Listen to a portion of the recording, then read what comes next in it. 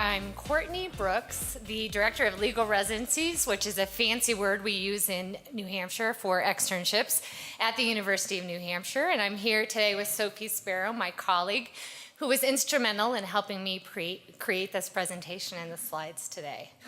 So I'm here to talk to you about professional portfolios. That's what I use for a final project for the students in the legal residency semester.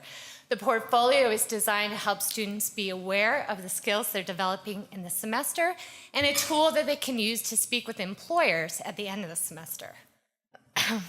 It's not a collection of documents, as a traditional portfolio may be. It's a 2 to 3 page written document, which is a summary of the skills cultivated during the semester, and it's a mapping of skills, a visual mapping that the students can use.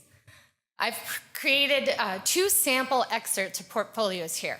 The first, this sample that you'll see here is just a smaller excerpt of a broader portfolio focusing on substantive legal skills. The student was very busy, wrote 18 objections over the semester. Turns out she'd done a lot more, but I'm just sharing a small portion. This student, this is a different student in a law firm, she wrote this section about her professional skills development. She focused on communication, relationship building, networking, and professional self-development. She read a book referred to her by her supervising attorney. Why do I do this? First, student self-awareness of the importance of the skills and also of their development. It's a tool that students can use when talking to employers. It's an assessment method for me and for other professors who may be write recommendations for the students. So the process is over the course of the semester, and it takes place in 7 steps.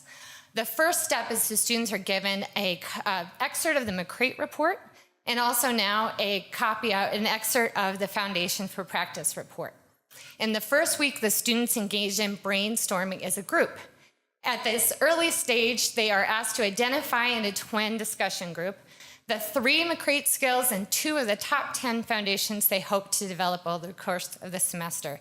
This is off the top of their head without knowing what they can realistically do in the placement. The second step is they go back and they draft a wish list. Here, my student Nick is working hard in the library to come up with some intentional learning goals and action steps to achieve those goals. Nick then comes and meets with me, and we go over his learning goals. Are they achievable? Are they realistic? And we brainstorm about some other things he could do in his placement based on past experiences of other students. The final step in the goal-setting process is the student then goes and meets with his or her supervisor on site. This process is then formalized into a learning agreement. The students talk with their supervisors about their wish list. They revise it according to what they can realistically do during the semester. It's formalized into an agreement which is signed by 3 parties, me, the student, and the faculty or the site supervisor. Throughout the course of the semester, as in most externships, students write weekly reflective logs. The reflective logs have 3 key components. One is the students select the meaningful legal experiences they do each week. They also write about their engagement with their supervisor. And finally, they're asked to draft a section about the professional development, non-substantive legal skills development.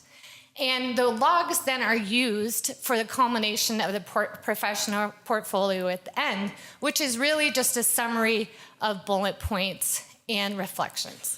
So you'll see coming up here on the next slide, a sample of a log, a smaller sample of a log, which includes bullet points, which will then be transferred into the portfolio at the end of the semester, and broader reflections. So the top you'll see here is the portion that the students do on a weekly basis that can then be organized and mapped at the end of the semester.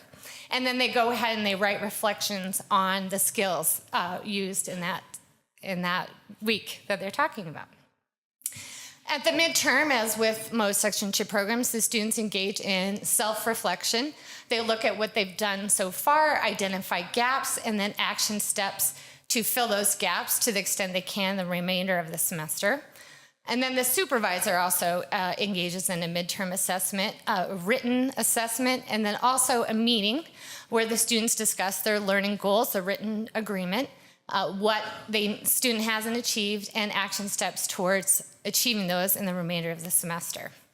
The weekly logs continue throughout the semester, but then at the end of the semester, as mentioned, the students review the weekly logs, organize the material, reflect on their development, they identify gaps, they write reflective answers to what those gaps are and how they plan to address them.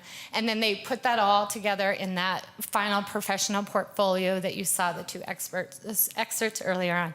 The result is an increased awareness of not only the quantity, that student wrote 18 objections, but the quality of work that they'd done over the course of the semester, their own self-development, and the traits and characteristics where they're strong or where they need to build.